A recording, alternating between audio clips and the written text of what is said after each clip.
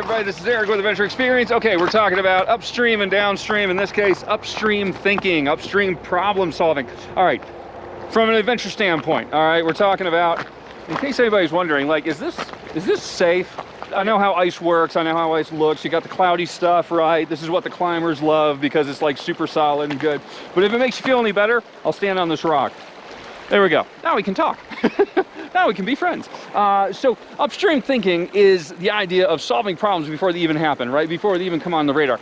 Identifying things that are going to be a problem later. Obviously, health is an excellent example of this, right? You eat junk food, you're pre-diabetic, you know where that's going to go. So before you even get to the diabetes point, you take the intervention in the pre-diabetes stage. And there's some wonderful programs that are doing this, except those programs are having a tough time getting funded, which is ridiculous sounding until you come to this.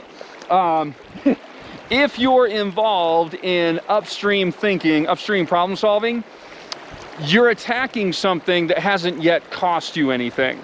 So you run into the very interesting predicament: how do you propose spending time and effort and money, quite possibly, in your organization, whatever, to attack a problem that hasn't affected you? And even better, when you attack that problem, you knock it out. You absolutely knock it out, okay? And then guess what? You get zero rewards, zero recognition. Why? Because there's no evidence of you knocking it out. Because you just solved something that never happened.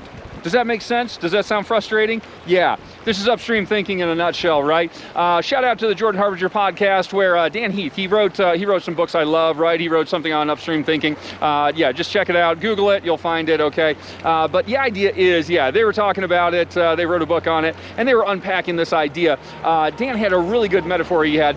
It was a thought experiment a police individual shared with them. It was a police captain, lieutenant, something like that.